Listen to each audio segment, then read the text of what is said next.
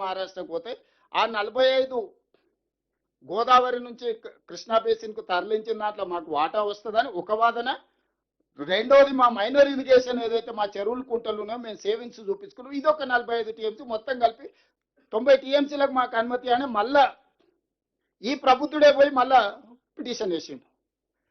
ఆంధ్రప్రదేశ్ ఏమన్నదంటే ఈ నీళ్లు CWC central water commission permission ఇచ్చేటోడు డిసైడ్ చేయడు నీటి కేటాయింపులు చేయాల్సినోడు బచావత్ ట్రిబ్యునల్లో డిసైడ్ అయితే తప్ప ఈ 45 టీఎంసీ గోదావరి నుంచి కృష్ణా బేసిన్లో వాడుకుంటే వస్తాయని నువ్వు అంటున్నావు, అది సెటిల్ అయ్యే వరకు ఆ 45 మీద నేను ఏం అనుమతి ఇవ్వలేను అని అది తేల్చేసింది. రెండో 45కి ఏమన్నాడు, ఓకే నువ్వు మైనర్ ఇరిగేషన్లో వాడుకుంటా మిగిలిచ్చి వాడుతున్నా అంటున్నావు కదా, 30 సంవత్సరాలు నువ్వు ప్రతి చెరువుది కృష్ణా బేసిన్లో ఉన్న అన్ని చెరువుల లెక్కలు తీసి ప్రతి చెరువుకు కుంటకు నువ్వు ఏడేళ్ళ మిగిలిచ్చినావు, 30 సంవత్సరాల డేటా తీసుకొచ్చి నాకు ఇస్తే ఆ 45 టీఎంసీల సంగతి తెలుస్తాను మనకు లెటర్ రాసింది. అంతేనా విజయభాస్కర్? రాస్తే వీడి దగ్గర ఏంది, తాడు లేదు పొంగరం లేదు. ఈ లోపల మిగిలిచ్చిన ఆంధ్రప్రదేశ్ ఏమన్నదంటే కమిషన్ కాకతీయ పెద్దల నాయ నరసింహారెడ్డి గారు చెప్పేటోళ్ళు కేసీఆర్ గారు కమిషన్ కాకతీయ తెచ్చిండని, దాంతో మొత్తం నీళ్ళంతా ఊర్లలో ఊరిపోయినాయి వాడుకుంటున్నాం అన్నారు కదా. వీళ్ళు దొంగ లెక్కలన్నీ పెట్టి ఆంధ్రప్రదేశ్ ఆ డేటా డౌన్లోడ్ తీసుకొని పోయి సార్ చెరువులు కుంటలు పాత వినియోగానికి తగ్గలేదు, పెరిగింది, పెరగడానికి కారణం ఏంటంటే కమిషన్ కాకతీయాల ఈ చెరువులు కుంటలు అంతా పునరుద్ధరించారు, మైనర్ ఇరిగేషన్ల గతంలో వాడుకునే దానికంటే రెండింతలు వాడుకుంటారు, సేవింగ్సే లేదు, ఈ 45 కూడా నువ్వు అనుమతి ఇవ్వడానికి దీన్ని కూడా తీసి బయట పడేది, ఇది మొత్తం కొత్త ప్రాజెక్టు, దీన్ని మొత్తం తాళమేందని ఆంధ్రప్రదేశ్ మన మీదకి లగెత్తుకొచ్చింది. ఈ నేపథ్యంలో మనం వచ్చి నాకేం చేసినాం అంటే, అరే డ్రింకింగ్ వాటర్ కింద పెట్టి 25,000 కోట్లు 27,000 కోట్లు ఖర్చు పెట్టి డ్రింకింగ్ వాటర్ అని మూసుకొని ఉంటే పరువు పోతుంది, ఒక పని చేయరు 90 టీఎంసీలో మైనర్ ఇరిగేషన్ది చెరువు కుంటలు ప్రతి చెరువుకు ఉంటుంది, డేటా దొరకదు, క్లస్టర్ కింద మాకు అనుమతి ఇవ్వండి అంటే ఓ మండలం ఓ రెవెన్యూ డివిజన్లో ఎన్ని చెరువులు కుంటలు ఉన్నాయి దాంట్లో 30 ఏళ్ళ డేటా మేమంతా లెక్క కట్టుకొని వస్తాం, మాకు కొంచెం వెసులుబాటు కల్పించు, ఒక్కొక్క చెరువు ఒక్కొక్క కుంట లెక్క కట్టాలంటే మళ్ళీ 30 ఏళ్ళు పడుతుంది, మాకు ఈ లెక్కలు కట్టడానికే కుదరదు, రాష్ట్రం విడిపోవడం వల్ల డేటా కూడా మా దగ్గర సరిగ్గా లేదు, ఉన్నంతలో క్లస్టర్ కింద తీసుకొచ్చి మీకు ఇస్తాము, దాని ప్రకారం ఫస్ట్ 45 టీఎంసీలు సాగునీటి ప్రాజెక్టు నిర్మించుకోవడానికి మాకు అనుమతి ఇవ్వండి, ఈ ప్రాజెక్టులన్నీ మేము ముందుకు వెళ్తాం, మిగతా 45 ట్రిబ్యునల్ ముందు వచ్చినప్పుడు మిగతా 45 చేసుకుని ఫస్ట్ ఏదో ఒకటి సాగతీద్దాం ముందుకు వెళ్దాం అనే దాని మీద మీ 45 టీఎంసీలకు ఉత్తమ్ కుమార్ రెడ్డి గారు అదే లేఖ రాశారు. టోటల్ మీద మాకు 90 టీఎంసీలు, ఫస్ట్ ఫేజ్లో మా సేవింగ్స్ 45 టీఎంసీలకు మేము పనిచేసుకుంటాం అనుమతి అన్నారు. దీంట్లో రెండు ఉన్నాయి, ఈ అనుమతి వస్తే ఈయన 11.5 రేట్ ఆఫ్ ఇంట్రెస్ట్లో లోన్లు తెచ్చిండు ఫస్ట్. రెండోది అనుమతులు ఉంటే కేంద్ర ప్రభుత్వాన్ని మనం గతంలో నేషనల్ ప్రాజెక్ట్ అనేది ఇప్పుడు అది ప్రపోర్షనేట్ మార్చి ప్రధానమంత్రి కృషి సంయోజిత ప్రాజెక్ట్ సించాయి యోజన ప్రాజెక్ట్స్ అని 60% కేంద్ర ప్రభుత్వం ఇస్తే 40% రాష్ట్ర ప్రభుత్వం నిధులు పెట్టుకునేటట్టు నేషనల్ ప్రాజెక్ట్ కింద అంటే గవర్నమెంట్ ఆఫ్ ఇండియా స్పాన్సర్ చేస్తుందని ఈ అనుమతులు వస్తే ఆ 60-40 రేషియోలో 60% కేంద్రం నుంచి నిధులు తెచ్చుకోవచ్చు అని చెప్పి దీన్ని అనుమతి ఇవ్వండి మాకు.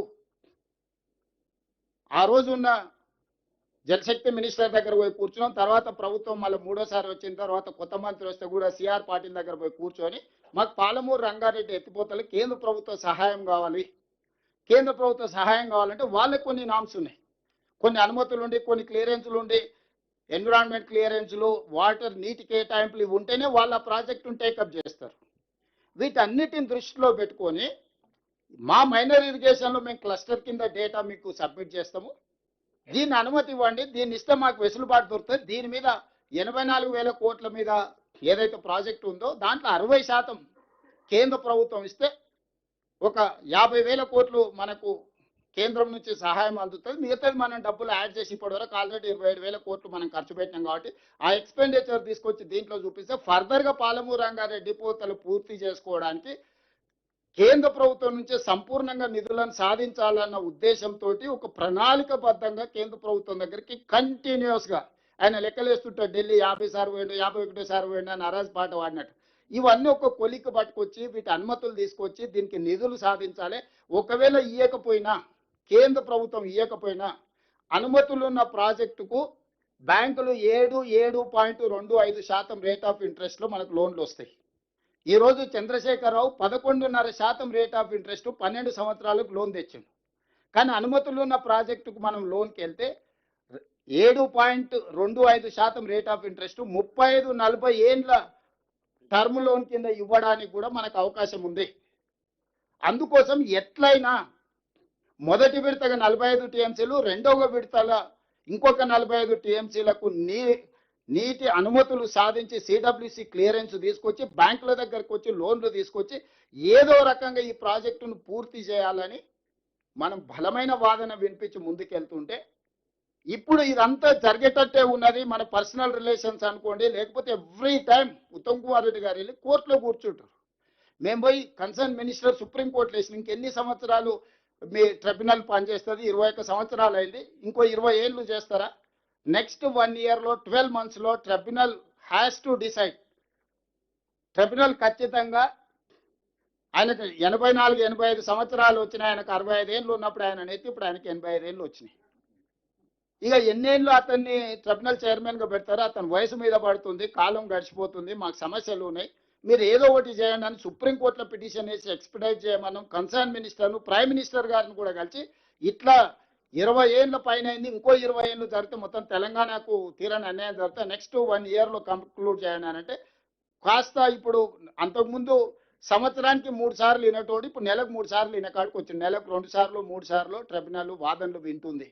దీన్ని స్పీడప్ చేసిన ఇవన్నీ జరిగితే ఈ సమస్యలకు ఒక పరిష్కారం దొరికితే ఈ ప్రాజెక్టులు పూర్తయితే ఏ నీళ్ల ప్రాతిపదికన ఏర్పడ్డ పార్టీ ప్రభుత్వాన్ని 2 సార్లు అధికారంలో ఉండో చంద్రశేఖరరావు గారికి శాశ్వతంగా జల సమాధి, రాజకీయ సమాధి జరుగుద్దని ఈరోజు తెలంగాణ ప్రజలందరినీ తప్పుదోవ పట్టించడానికి వారు ప్రయత్నం చేస్తుండ్రు.